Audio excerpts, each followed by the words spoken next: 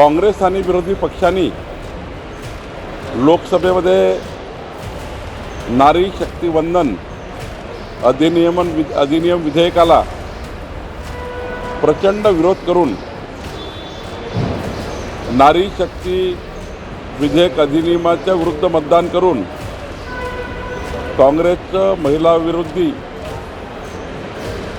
जे धोरण आहे, काँग्रेसने कधी आमच्या बहिणींना महिलांना सन्मान दिला नाही, ह्याच त्यांच्या कर्तृत्वावरनं दिसलं. ज्या 211 खासदारांनी विरोधात मतदान केलं आहे, या खासदारांना त्यांच्या मतदारसंघामध्ये आणि एकूणच देशामध्ये 545 सीटवर देशामध्ये काँग्रेसला आणि विरोधी पक्षाला आत्ता आमच्या महिला बहिणी त्यांची वाट लावतील.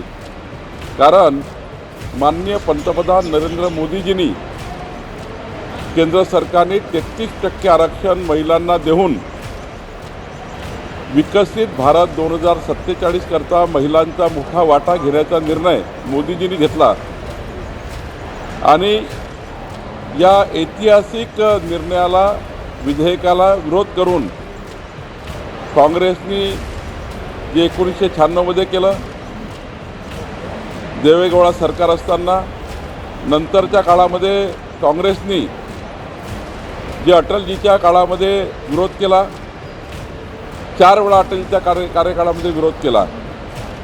आणि खऱ्या अर्थाने आमच्या 70 कोटी महिला बहिणींना जे राजकीय प्रतिनिधित्व लोकसभेत आणि विधानसभेत मिळणार होतं, ते प्रतिनिधित्व काढून टाकण्याचं काम काँग्रेसने केलं.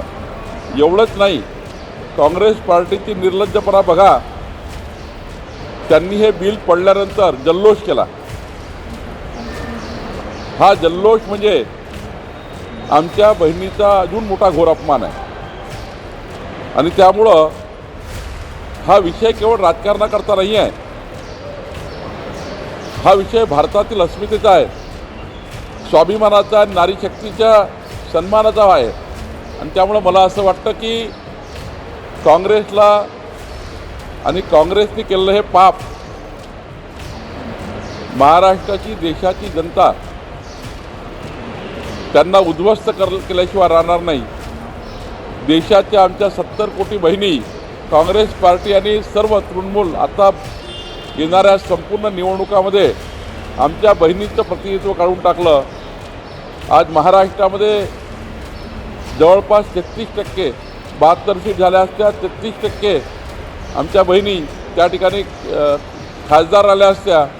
आणि उद्या 350च्या वर विधानसभेत सीट असत्या, तर 150च्या जवळपास बहिणी आमच्या आमदार आल्या असत्या. हे आमदार खासदारकी काढून टाकणे महिलांची, बहिणींची, याबद्दल यांना धडा शिकवावा लागेल. आमच्या बहिणी धडा शिकवतील असं मला वाटतं. मी वारंवार सांगितलं की जे 7 मोबाईल किंवा जे काही डिजिटल आमचं फॉरेन्सिक ऑडिट होणार आहे आणि 7 मोबाईल पकडल्या गेले आहे, काही लिंक पकडल्या गेल्या आहेत, यावर फॉरेन्सिक तपास झाल्याशिवाय, त्यांचा पूर्ण रिपोर्ट आल्याशिवाय मी तरी बोलणं योग्य होणार नाही. शासन म्हणून काम करताना कुणी काय म्हटलं यापेक्षा पोलिसांच्या तपासात काय हे महत्त्वाचं आहे. नाही, त्यामध्ये मी आधीच सांगितलं की माननीय मुख्यमंत्री या सर्व प्रकरणाची अत्यंत गंभीरपणे, यशस्वीपणे चौकशी त्या ठिकाणी करतात आहे. या गुन्ह्यामध्ये असलेला प्रत्येक आरोपी हा पोलीस विभाग पकडल्याशिवाय राहणार नाही. त्यामुळं अशा प्रकरणात अधिक पोलिसांच्या गोपनीयतेची वाच्यता करणे किंवा या तपासात काय काय मिळालं ही सार्वजनिक वाच्यता करण्यापेक्षा अशा प्रकरणामध्ये अंतिम रिपोर्ट येऊन द्यावं लागतं, नंतर चर्चा करावी लागते. किंवा पोलीस स्वतः अशा प्रकरणाची प्रेस घेऊन या ठिकाणी समाजासमोर ते वास्तव आणतात.